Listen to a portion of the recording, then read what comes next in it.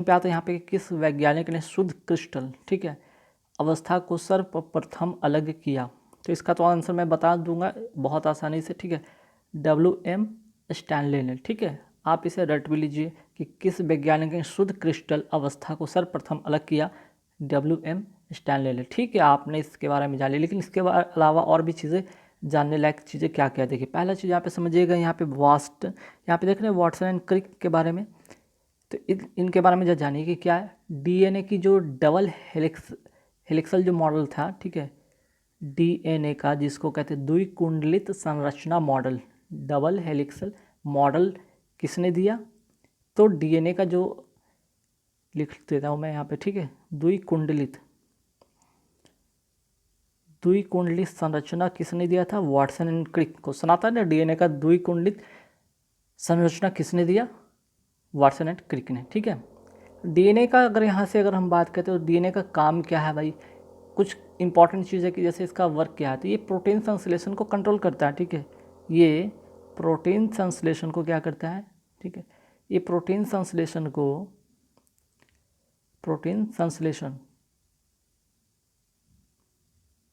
को कंट्रोल करता है, ठीक है।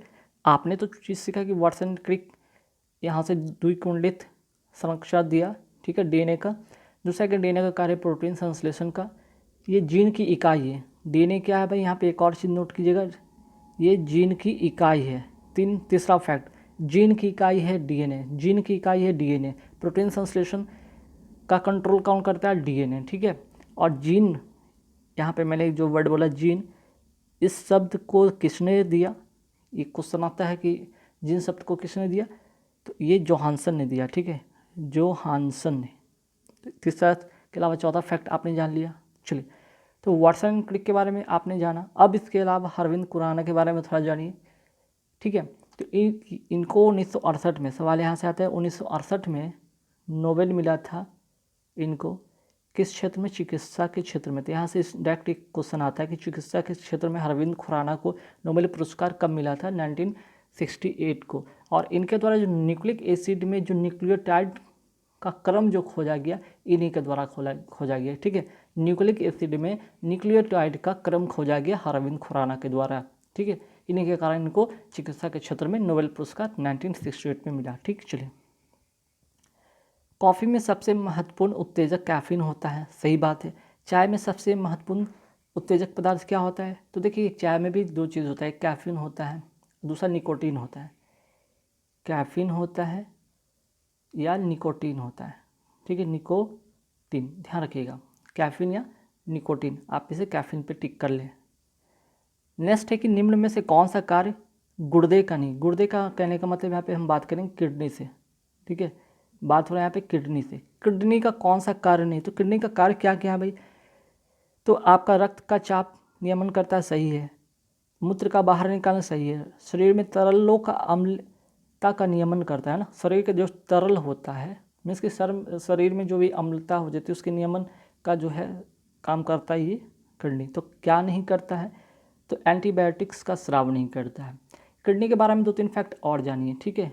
क्या क्या कि ये 140 ग्राम का होता है, ठीक है। एक पेयर इसका होता है, इसका क्या होता है? 1 पेयर होता है, ठीक है, एक पेयर होता है इसका। बाहरी जो इसका भाग होता है, किडनी का बाहरी भाग क्या कहलाता है? कॉर्टेक्स कहलाता है, ठीक है। भीतरी भाग क्या कहलाता है? मेडुला कहलाता है। बाहरी भाग कॉर्टेक्स, भीतरी भाग मेडुला कहलाता है। इसकी जो इकाई है, क्रियात्मक इकाई किडनी की, और नोट कर लीजिए, ठीक है, कार्यात्मक जो इकाई है किडनी की, बहुत बार एग्जाम में आता है क्वेश्चन, नेफ्रॉन, ठीक है, नेफ्रॉन हो गया, ठीक। और किडनी में एक चीज़ बहुत इंपॉर्टेंट चीज़, किडनी में जो बनता है ना पत्थर, किसके वजह से बनता है? कैल्शियम ऑक्सलेट के कारण बनता है, कैल्शियम ऑक्सलेट के कारण बनता है, ठीक है, स्टोन किडनी में। चलिए, नेक्स्ट है कि तेल दीप में बत्ती का होता है, तेल दीप में बत्ती का तेल डैश के कारण ऊपर चढ़ता है ना। तेल जो होता है ना दीप में, वो दिया नहीं बोलते जिसको आप लोग, है ना, वो ऊपर कैसे चढ़ता है, किसके कारण चढ़ता है? तो ये चढ़ता है कोशिका क्रिया के द्वारा, मीन्स कि क्या पे कैपिलरी एक्शन के कारण, है ना। तो हम यहाँ पे बात करेंगे कुछ कैपिलरिटी के बारे में बात करेंगे, ठीक। तो देखिए कैपिलरिटी की बात करते हैं, ये कोशिका क्रिया की बात करते हैं, तो कैपिलरी ट्यूब में द्रव के ऊपर चढ़ने या नीचे आने की घटना को कैपिलरिटी कहते हैं, ठीक है।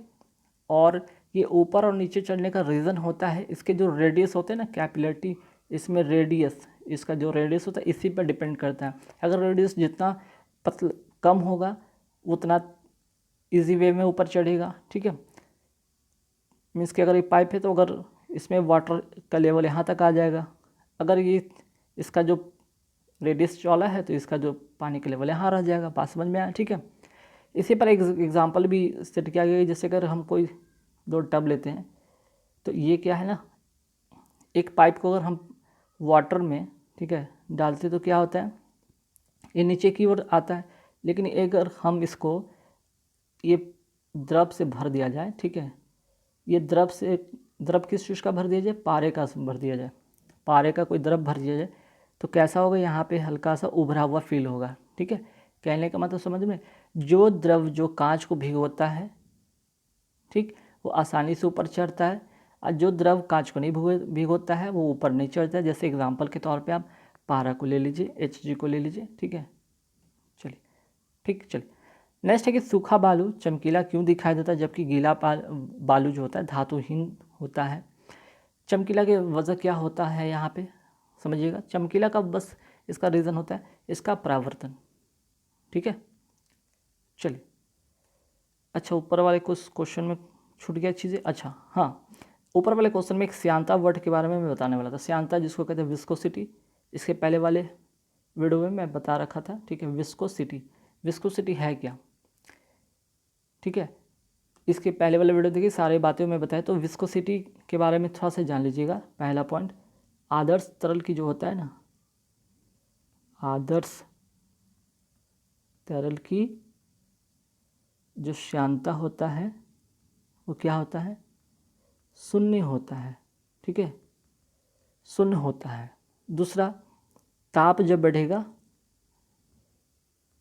ताप बढ़ने पर द्रव की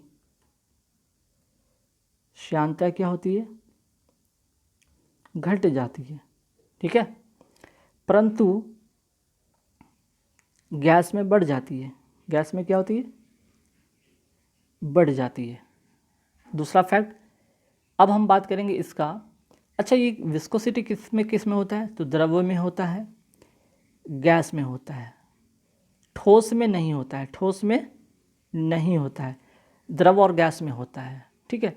एसआई मात्रक की हम बात करते हैं तो एसआई मात्रक क्या होता है, नोट कर लीजिए। एसआई मात्रक होता है डेका पॉइज, ठीक है, या हम पास्कल सेकंड भी कहते हैं, पास्कल सेकंड भी कहते हैं, ठीक है।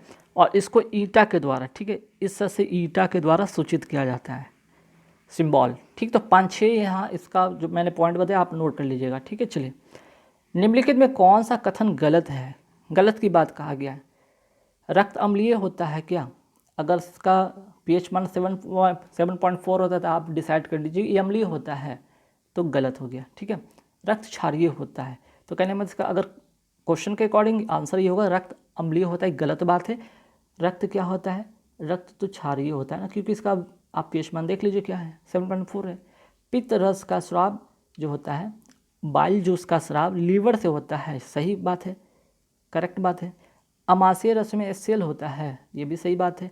पित्त रस क्षारीय होता है, सही होता है, क्योंकि इसका भी पित्त का भी जो रस होता है इसका pH मान कितना होता है, 7.7 होता है, ठीक। चलिए, निम्नलिखित में सदिश राशि आपको बताना है। सदिश राशि मीन्स की वेक्टर, जिसमें क्या हो, डायरेक्शन भी हो और मैग्नीट्यूड भी हो, डायरेक्शन भी हो और मैग्नीट्यूड दोनों हो। किस में होगा, ये वेलोसिटी में होगा, ठीक है। किस में होगा, ये वेलोसिटी में होगा, ध्यान रखिएगा, ठीक है, ये वेलोसिटी में होगा, ध्यान रखिएगा। बाकी द्रव्यमान, समय और लंबाई ये क्या है, अदिश राशि है, मीन्स के स्केलर क्वांटिटी है, स्केलर क्वांटिटी है, लंबाई भी, द्रव्यमान भी और समय भी। जबकि वेक्टर क्या है आपका बेग जो है आपका वेक्टर है, ठीक है, मीन्स की सदिश राशि है। क्लियर? चलिए आगे बढ़ेंगे। अच्छा, इसके ऊपर में कोई और क्वेश्चन में कुछ और बातें था बताने लायक तो नहीं, तो यहाँ पे ऐसा कुछ नहीं था। अच्छा हाँ ठीक है, बालू परावर्तन और अपवर्तन। अच्छा, यहाँ पे परावर्तन और अपवर्तन के बारे में मैं बताने वाला था। तो परावर्तन के बारे में आप सभी को पता होगा कि कोई सरफेस होता है, कोई प्लेन सरफेस होता है, आती है किरण और वापस चली जाती है, जिस थीटा से आती है उसी थीटा से वापस जाती है, मीन्स कि आपतन कोण का मान होता है परावर्तन कोण के मान के बराबर होता है। ठीक है, ठीक।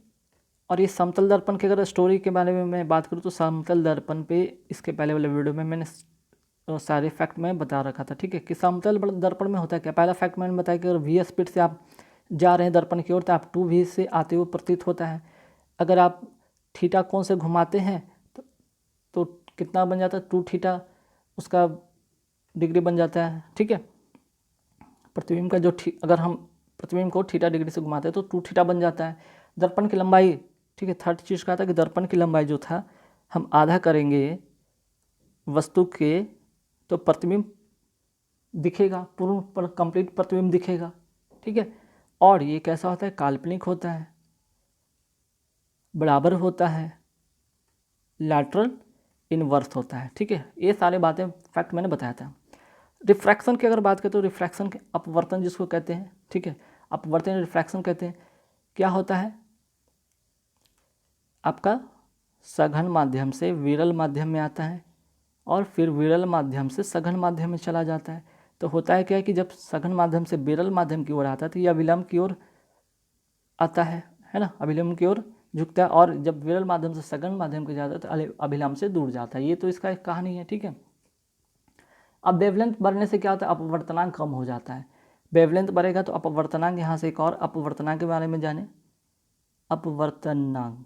ठीक है, वेवलेंथ बढ़ेगा तो क्या होगा, वेवलेंथ बढ़ेगा तो क्या होगा, आपका अपवर्तनांक कम जाएगा। अपवर्तनांक क्या होगा आपका, कम जाएगा। ठीक है, अगर जब अपवर्तनांक कमेगा तो तरंगधार सबसे ज़्यादा किस में होगा। ठीक है, और किस में अपवर्तनांक किस में ज़्यादा होगा किस में कम होगा, तो ध्यान रखिए वेवलेंथ बढ़ने से अपवर्तनांक बढ़ता है। ठीक है, तो रेड लाइट का जो होता है, रेड का अपवर्तनांक जो होता है सबसे कम, वायलेट का जिसको कहते हैं बैगनी रंग, वायलेट का सबसे ज़्यादा। ठीक है, वहीं अगर हम, ये तो हो गया आपका अपवर्तनांक की बात होगी, अपवर्तनांक क्या होगा, कम होगा रेड का और ज़्यादा होगा वायलेट का। वहीं वेवलेंथ की अगर बात करते हो तो ज़्यादा इसका होगा, रेड का वेवलेंथ ज़्यादा होगा जबकि वायलेट का कम होगा। विचलन इसका कम होगा, कम विचलन और ज़्यादा विचलन, ये 3 फैक्ट याद रखिएगा। ठीक, चलिए आगे बढ़ेंगे सवाल पे। 4 jar O2 CO2 S2 N2 gas भरी है, किस परीक्षण द्वारा इन चारों गैस की पहचान की जा सकती है, उपयुक्त में से कोई नहीं। मीन्स कि इसका अगर वेट कर लेते हैं, वेट मेजरमेंट कर लेते हैं तो इसका पता चल जाएगा कौन गैस भारी है। ठीक है, नेक्स्ट है कि वह तत्व जिसका परमाणु क्रमांक और परमाणु भार समान होता है, किसका, हाइड्रोजन का। ठीक है, हाइड्रोजन का दोनों चीज़ बराबर होता है। नेक्स्ट है कि दांतों व हड्डियों में उपस्थित क्या रहता है, तो क्लोराइड देखते आप एलिमिनेट करते, क्लोराइड, क्लोरीन से बना क्लोराइड उससे बनता नहीं बल्कि बनता है कैल्शियम फॉस्फेट से। ठीक है, चलिए सामान्यतः द्रव ऊंचे तल से नीचे की ओर प्रवाहित होता है, कौन सा द्रव ग्लास में रखने पर ऊपर की ओर चढ़ता है, हीलियम। ठीक, चलिए अस्पष्ट प्रतिध्वनि तभी सुनी जा सकती जब परावर्तन सतह की ध्वनि स्रोत से न्यूनतम दूरी लगभग 17 मीटर होती है, या कई बार एग्जाम में 16.6 मीटर जैसा से लिखा आता है। ठीक है, चलिए हो गया, इसके पहले वाले क्वेश्चन में कुछ था नहीं। चलिए नेक्स्ट है कि कीट निम्नलिखित में से संबंधित है, कीट किससे संबंधित है, ऑर्थोपोडास। अब यहाँ ये सवाल इंपॉर्टेंट बनता है ना, ये सवाल इंपॉर्टेंट बनता है। अब जरा इसे देख लीजिए, ऑर्थोपोडा में क्या क्या आता है, इसका आंसर तो ऑर्थोपोडा इसमें आता है मच्छर, केकड़ा, तिलचट्टा, मक्खी। ठीक है, वही एग्जाम में आता है पोरीफेरा। पोरीफेरा में क्या क्या होता है, इसमें स्पंज होता है, साइकन होता है, ठीक, और ज़्यादातर ये समुद्र में पाए जाते हैं। वही सिलेंड्राटा की अगर हम बात करते हैं, सिलेंड्राटा में हाइड्रा आपका हो जाएगा और क्या हो जाएगा, जेलीफिश,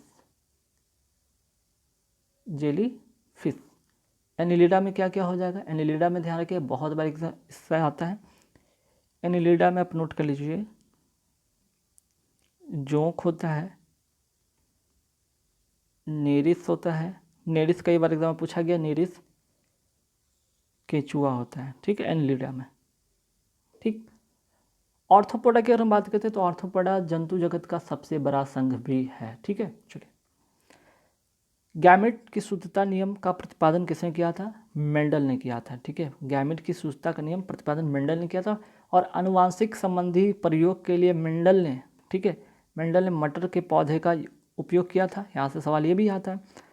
अब यहाँ पे मेंडलीफ के बारे में कुछ चीज़ें जाने। मेंडलीफ का जो नियम था, इनका परमाणु द्रव्यमान पर आधारित था, ठीक है, परमाणु द्रव्यमान पर आधारित था, ठीक है। मेंडलीफ का जो था परमाणु द्रव्यमान पर आधारित था। अगर हम पीरियड की बात करते तो पीरियड इनके अनुसार पीरियड की संख्या कितना था, 7, और ग्रुप की संख्या कितना था आपका 9, है ना। वही बात करते हैं तो ये तो मेंडलीफ का जो था वो नियम तो लागू नहीं हुआ, मीन्स की कारगर नहीं हुआ, फेल हो गया उनका। अब इसके बाद आया मोस्ले, जो आधुनिक आवर्त सारणी की बात होती है। मोस्ले आधुनिक आवर्त सारणी की बात करते हैं। ये इन्होंने बताया कि परमाणु संख्या पर काम करता है और ये मान्य हो जाता है, ठीक। इनके अनुसार पीरियड की जो संख्या होता है 7 और ग्रुप की संख्या जो होता है 18 है, ठीक है। ध्यान रखिएगा, यहाँ से सवाल आते हैं, है ना। चलिए, यहाँ से और भी चीज़ें, जैसे कि रदरफोर्ड परमाणु के नाभिक की खोज किया था, कई बार एग्जाम में क्वेश्चन आता है। रदरफोर्ड, ठीक है, क्या किया था, परमाणु के नाभिक की खोज रदरफोर्ड ने किया था। डाल्टन, ठीक है, ये भी बहुत बार आता है एग्जाम में। डाल्टन परमाणु सिद्धांत इन्होंने दिया था। तो दो बातें आता है एग्जाम में, रिसेंटली एग्जाम में रदरफोर्ड एनटीपीसी में पूछा भी गया है कि, ठीक है, कि परमाणु के नाभिक की खोज किसने किया था, रदरफोर्ड ने किया था। परमाणु सिद्धांत डाल्टन ने दिया था, ठीक है। चलिए आगे बढ़ेंगे सवाल पे। रेडियोधर्मिता की खोज किसने किया था, रेडियोधर्मिता की अगर बात करते हैं तो हेनरी बैक्यूरेल ने किया था। यहीं से एक सवाल और आता है, रेडियम का खोज किसने किया था, मैडम क्यूरी ने, ठीक है। एक और फैक्ट याद रखिएगा, ठीक। यहाँ से एक और सवाल, जैसे कि हम बात करेंगे सत्येंद्र नाथ बोस, ये भारतीय वैज्ञानिक थे, ठीक है, भारतीय भौतिक वैज्ञानिक थे, है ना। इनको क्वांटम फिजिक्स के लिए, ठीक है, क्वांटम फिजिक्स में महत्वपूर्ण योगदान के लिए इनको जाना जाता है। वहीं बात करते हैं हम अल्बर्ट आइंस्टीन के बारे में बात करते हैं तो इन्होंने 2 नियम दिए थे। एक तो सापेक्षता का सिद्धांत दिया था, सापेक्षता का सिद्धांत दिया था। दूसरा क्या दिया था, प्रकाश विद्युत प्रभाव, ठीक है। तो इसका आंसर तो हेनरी बैक्यूरेल, लेकिन सत्येंद्र नाथ बोस के बारे में जाने कि भारतीय भौतिक वैज्ञानिक क्वांटम फिजिक्स के, इनको जाना जाता है। वही अल्बर्ट आइंस्टीन की बात करते हो सापेक्षता का सिद्धांत प्रकाश विद्युत प्रभाव के लिए जाना जाता है, ठीक है। चलिए, प्रकाश संश्लेषण में पौधे कौन सी गैस अवशोषण करते हैं, मीन्स कि एब्जॉर्ब करते हैं, तो कार्बन डाइऑक्साइड एब्जॉर्ब करते हैं और ऑक्सीजन को रिलीज करते हैं, सिंपल सा है, ठीक है। चलिए, नेक्स्ट है कि कोशिकत्व एकमात्र कारण नहीं है, किसका, ठीक है। तो इसके बारे में बात करेंगे। फिर से आगे कैपिलरिटी की बात हो रही है, कैपिलरी की बात हो रही है, अभी मैंने इसके बारे में बताया था। तो स्याही सोखना इसी का एग्जाम्पल है, सूती कपड़े में पानी की बूंद फैलना इसका एग्जाम्पल है, और पौधे की जड़ों से इसके पत्तों तक पानी का ऊपर उठना कैपिलरिटी के कारण ही होता है, लेकिन भूमिगत जल का ऊपर उठना ये नहीं इसका कारण है, ठीक है।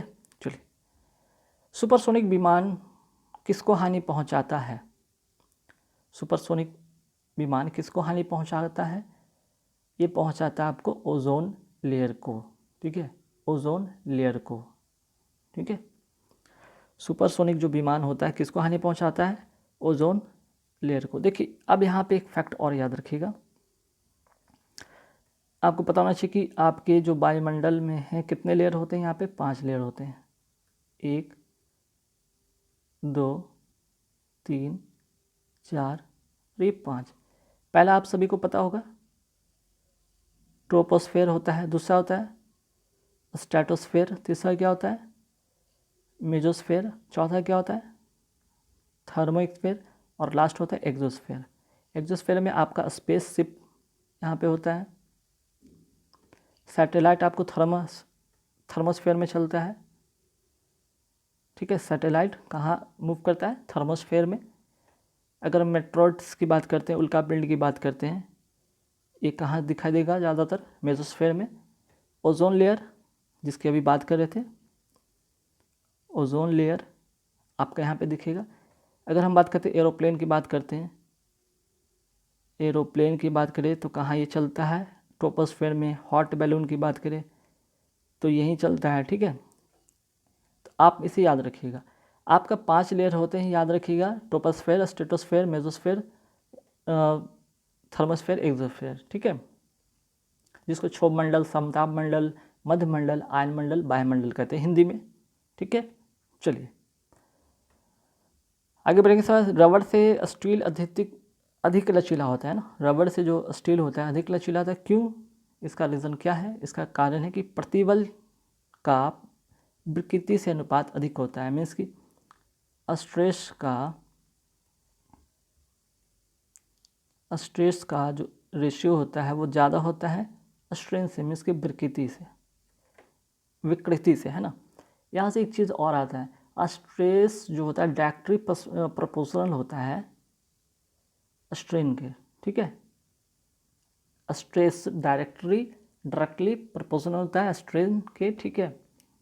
अगर इस पर इफेक्ट होगा तो इस पर भी इफेक्ट आएगा, अगर इस पर इफेक्ट आएगा तो इस पर भी इफेक्ट आएगा, ठीक है।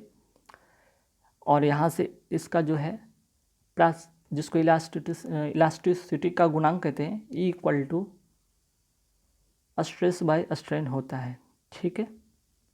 ये भी फैक्ट याद रखिएगा, stress directly proportional to strain equal to stress by strain, ठीक है। चलिए, एक कार भरी हुई एक ट्रक रास्ते के पर समान गति से चलते हैं। ट्रक की तुलना की जाए तो कार क्या धारण करेगा? कम गतिज ऊर्जा, अधिक गतिज ऊर्जा, क्या करेगा, ठीक है। हमने यहाँ पे कार की बात किया और ट्रक की बात किया, सीधी सी बात है कि कार ज़्यादा कम भारी होगा ट्रक के तुलना में, और जो कम भारी होगा उसकी गतिज ऊर्जा भी क्या होगी? कम होगी, है ना। एग्जाम्पल आप ले सकते हैं इसका। अगर इसकी कार की हम बात करते हैं, इसके अगर काइनेटिक ऊर्जा अगर बात करते हैं ½ mv², अगर m यहाँ पे हम क्या ले लेते हैं, कुछ भी ले लेते हैं, वैल्यू 10 ले लेते हैं, और हम क्या बोला जाए कि ट्रक की तुलना की जाए, ठीक है, स्पीड समान हो। चलिए स्पीड हमने क्या करा यहाँ पे 20 ले लिया, ठीक है, ½ mv² हो गया। तो 2 × 5 = 10, अब 20 400 × 5 × 400 हो जाएगा, लगभग 2000 यहाँ पे हो गया। उसी तरह अगर हम ट्रक की बात करते हैं तो ट्रक का क्या होगा? ½ mv², इसका वज़न ज़्यादा होगा तो यहाँ 10 से 20 कर लेते हैं, और इसका जो है स्पीड तो सेम ही रखेंगे, 2 × 10 और 20 से 20 400, यहाँ पे हो जाएगा 4000। तो देख रहे गतिज ऊर्जा क्या होगा? कार का कम होगा, है ना। चलिए, एड्स फैलता है किससे फैलता है? शारीरिक संपर्क से। एड्स का कई बार एग्जाम में आपका फुल फॉर्म पूछा जाएगा, फुल फॉर्म क्या होता है आप इसे नोट कर लीजिए, ठीक है। एक्वायर्ड इम्यूनो डेफिशिएंसी सिंड्रोम, ठीक है, सिंड्रोम। एक और एड्स का जो है किसके द्वारा परीक्षण किया जाता है? एलिसा टेस्ट के द्वारा, एलिसा टेस्ट के द्वारा। एलिसा का फुल फॉर्म क्या होगा? ठीक है, एंजाइम लिंक्ड इम्यून सॉल्वेंट ऐसे, ठीक है, ध्यान रखिएगा, 2-3 बातें याद रखिएगा। और एड्स में होता है क्या, ये किस पर प्रभावित करता है, ये रोग प्रतिरोधक क्षमता को क्या करता है, इसको नुकसान पहुंचाता है, जिसमें कि WBC जो होता है उसको ये प्रभावित करता है, ठीक है। चलिए आगे बढ़ेंगे सवाल पे कि जब एक पिंड की गति दुगनी हो जाती है तो इसकी गतिज ऊर्जा क्या होगा, 4 गुनी हो जाएगा, ठीक है।